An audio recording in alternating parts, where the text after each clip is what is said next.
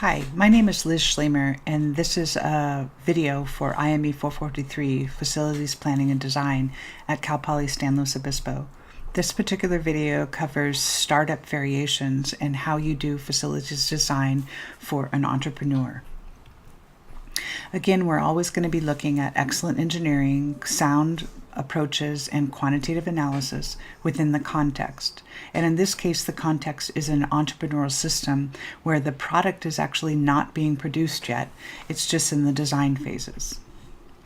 So we'll look at how we do layout design associated with that when there's nothing to actually fall back on or observe. How is it that we do that design?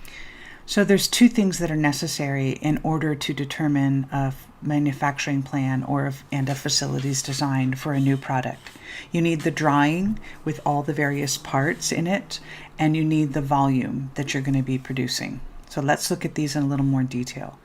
So for the drawing, for each process and each part, so every one of these parts are made and they have various processes associated with making them. So they might need various tools, they might need painting, they might need some sort of assembly, but for every part and for every process, you need to figure out how it is done. Regardless of whether you're going to do it or not, you should at least have a sound idea about how it is done.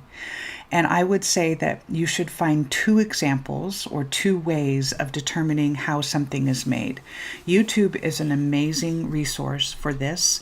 They have a lot of videos on DIY or how it's made. There's a lot of things you can see about how parts are made by looking at YouTube. You can also consult experts or use your own experience. So I would say that you should use at least two of these in order to come to a decision about how a particular part or process is done for this entrepreneur. The second thing you need to figure out from a drawing is how long it takes to make it. Again, YouTube is a good place to look, and experts. And I would also say mocking it up so that you can time yourself doing some of the processes.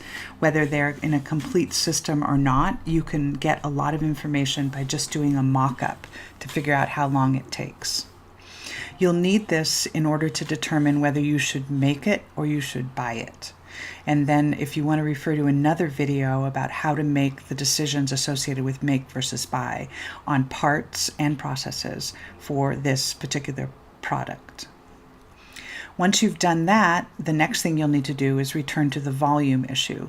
So the client probably will give you a particular volume that they would like or that they see in the future, but I would also argue that you should make sure that this makes sense. So what is the total market associated with a particular product? And what are the current sales of the organization? Have they sold anything yet? Do they have any orders? And what are the sales of competitors' products? So with this in mind, you can have a discussion with the client about what is the design volume of the facility that they would like you to design.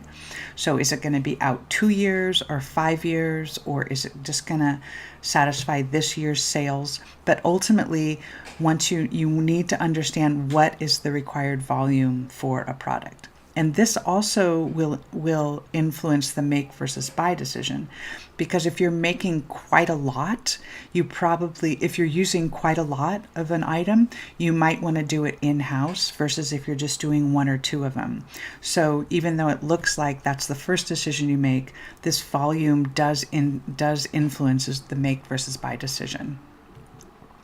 So once you have drawings and volumes, then from there you can determine space requirements based on whether you're making or buying a particular part or process, the time to produce it. So once you know how long it takes, you can determine how